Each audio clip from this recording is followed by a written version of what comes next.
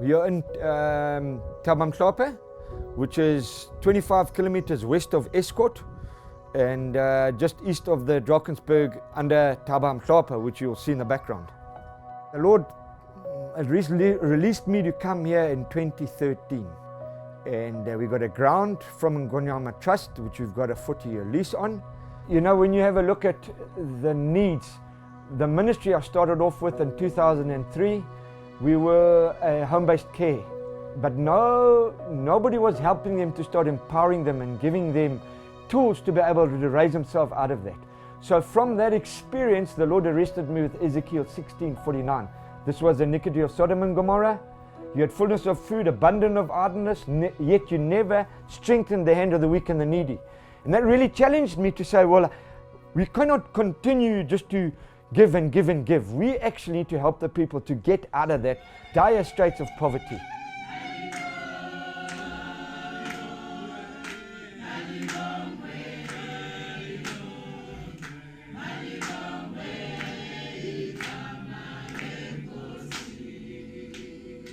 It was very interesting because I went to a container ministry probably 7 or 8 years ago, and I recognized Dave from the times that we were at school in the early 70s, and we started talking.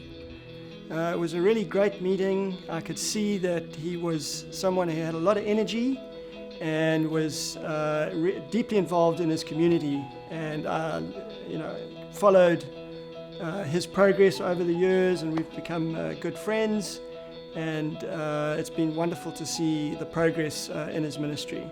We as a church have always bought maize meal in bulk for the materially poor from the national market, and Mark's view and vision has always been to try and buy from small scale farmers, thereby empowering them in their community.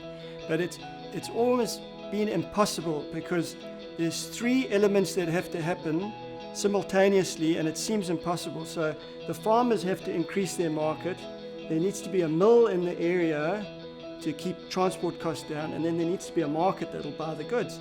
And to get all 3 at the same time seems impossible.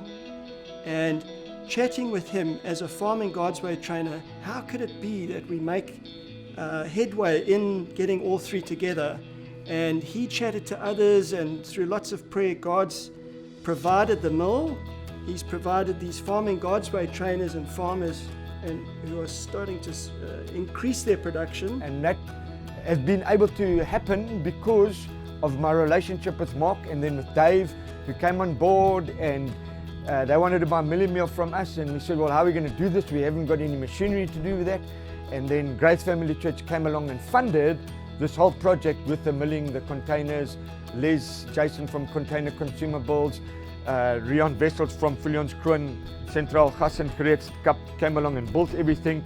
Farming God's Way has been obviously a real big part of that, because they've been able to, or through Farming God's Way, is a tool to be able to empower the people. So it's been a very interesting journey. My passion is to be able to see people released from the chains of poverty. They're captive in the system. We started as a home-based care many years ago. Jesus is a hope.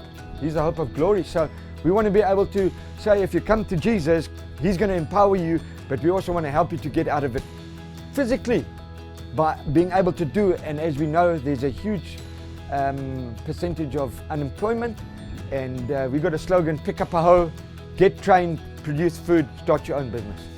If you read Judges 6, the story of Gideon, and you read the opening verses of that, those people were all stuck in a poverty mentality. And with this, everybody coming together, with the economy being created within a poor rural area, we will be able to sell milling meal, we'll be able to procure milling meal, we'll be able to grow milling meal, we're wanting to mix it with soya. We'll be able to grow soya. Farmers can get the knowledge to be able to grow soya, non-GMO, so that it's good.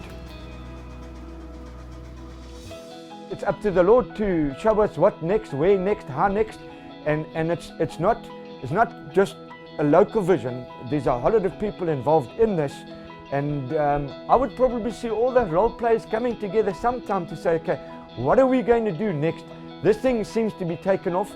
And that's what I would like to see, it spreading right throughout all the rural areas, and bring hope to people that even if they haven't got a grant, they can live without depending on anybody else. They can live from the inspiration from within, because at the moment everything's from without. So it's from within. We're trying to turn that poverty into mentality, and the mentality, I can do this through the help of God.